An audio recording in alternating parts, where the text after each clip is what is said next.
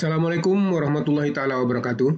Sahabat sekalian, kali ini kita akan berdiskusi membicarakan tentang pemberdayaan masyarakat. Pada saat ini, istilah pemberdayaan masyarakat banyak digunakan.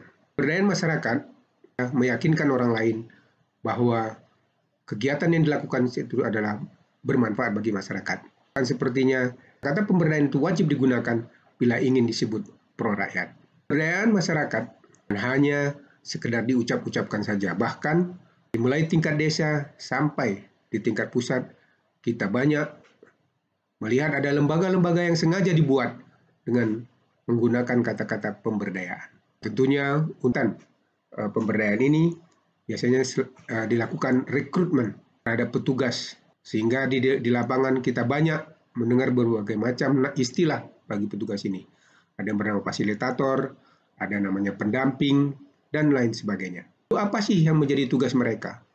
Dan bagaimana mereka mengaplikasikan, melaksanakan tugas sebagai tenaga pemberdayaan, sebagai fasilitator pemberdayaan masyarakat itu?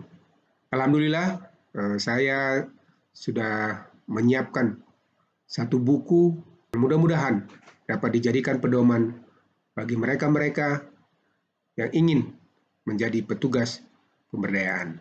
Bukunya adalah Sukses Jadi Fasilitator Pemberdayaan Ekonomi Masyarakat.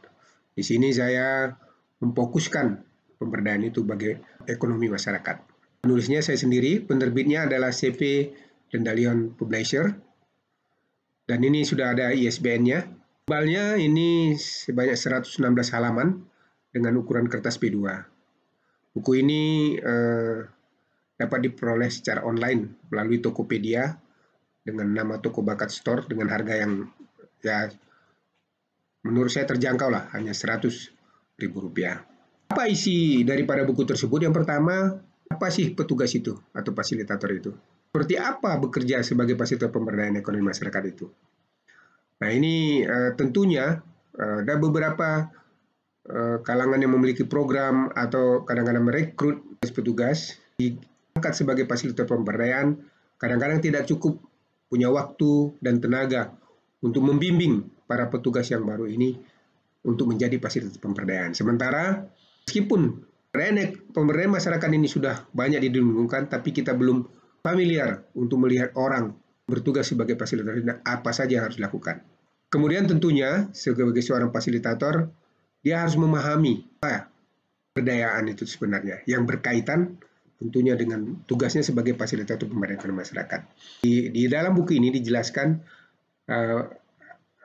apa pilar-pilar pemberdayaan itu yang dikenal dengan 3 pilar, yaitu ada enabling, empowering, dan protecting.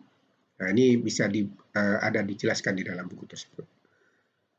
Kemudian yang selanjutnya, buku ini akan menjelaskan seperti apa sebenarnya lingkungan kerja fasilitator pemberdayaan ekonomi masyarakat itu. Siapa saja sih relasinya? Kalau dia di desa, atau mungkin sekarang kita dengar juga ada fasilitator yang di kecamatan, di kabupaten, di provinsi, bahkan di pusat. Lalu siapa saja relasi mereka dan seperti apa lingkungan kerjanya? Kemudian apa saja sih yang dimiliki masyarakat yang bisa diberdayakan untuk mereka? Nah, di sini jelaskan bagaimana melihatnya.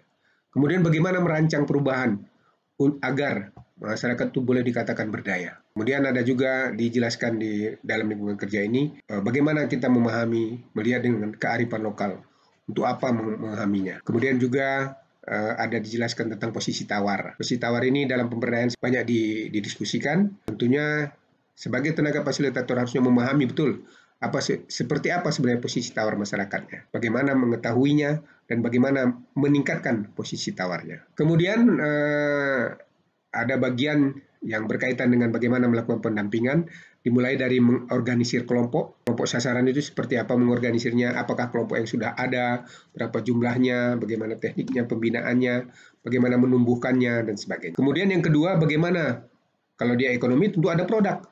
Bagaimana kita menciptakan produk itu? Bagaimana produk itu bernilai ekonomi, dan bagaimana produk itu makin berkembang selama kita di sana.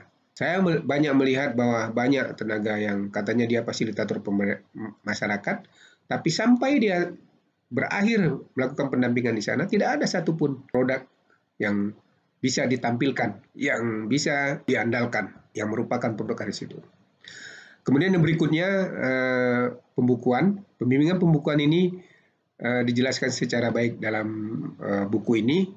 Hal ini akan penting karena berkaitan dengan ekonomi. Kalau misalnya kita tidak bisa melakukan pembukuan dengan baik, tentu kita tidak bisa mengevaluasi apakah perekonomian itu menguntungkan atau tidak. Dalam buku ini dijelaskan buku-buku apa yang harus digunakan, kenapa harus melakukan pembukuan, dan sebagainya. Dan ini dengan berikut ada contohnya sekaligus, sehingga memudahkan bagi fasilitator untuk menerapkannya di masyarakat. Kemudian sebagai seorang fasilitator pemberdayaan ekonomi masyarakat, tentunya tidak lepas bahwa dia melakukan pembelajaran, baik itu dalam pertemuan kelompok atau apa dan sebagainya. Dan tentunya terkadang fasilitator ini bingung, apa sih yang harus dirancang dalam pembelajaran ini. Nah, meskipun di awal tadi kita sudah memahami apa saja yang harus perubahan dilakukan, lalu bagaimana memprosesnya untuk melakukan proses pembelajaran, perlu merancang apa saja sih bahan-bahan, apa saja materi-materi yang diperlukan oleh masyarakat. Karena pembelajaran oleh fasilitator ini tidak sama dengan pembelajaran yang dilakukan oleh dosen, guru, dan sebagainya. Kalau dosen atau guru, mereka melakukan pembelajaran itu dengan melihat pustaka. Tapi kalau misalnya pembelajaran oleh fasilitator, mereka harus merancangnya itu dari awal di lapangan seperti apa. Apa yang harus dilakukan. Kemudian bagaimana melaksanakannya pembelajaran itu. Apakah sama pembelajaran di kelas atau dengan dilakukan di masyarakat. Tentu di sini akan berbeda karena pembelajaran yang dilakukan adalah pembelajaran orang dewasa, dan orang dewasa itu tidak sama dengan anak-anak dalam proses. Kemudian yang terakhir, dalam masyarakat itu sering terjadi konflik. Untuk itu seorang fasilitator perlu membekali diri untuk bisa memahami bagaimana menangani konflik, menyadari dan mengenalnya, kemudian bagaimana memanfaatkan kontrol sosial dan lembaga kontrol sosial apa saja yang ada sebenarnya di masyarakat itu. Nah, demikian beberapa bahan yang ada dalam buku ini. Mungkin walaupun belum begitu sempurna, tapi mudah-mudahan buku ini bisa dipedomani oleh atau maupun fasilitator yang melakukan pemerintasi pemberdayaan di masyarakat. Saya kira demikian penjelasan tentang buku menjadi fasilitator pembayaran ekonomi masyarakat ini. Mudah-mudahan ini bermanfaat. Demikian, terima kasih. Wassalamualaikum warahmatullahi wabarakatuh.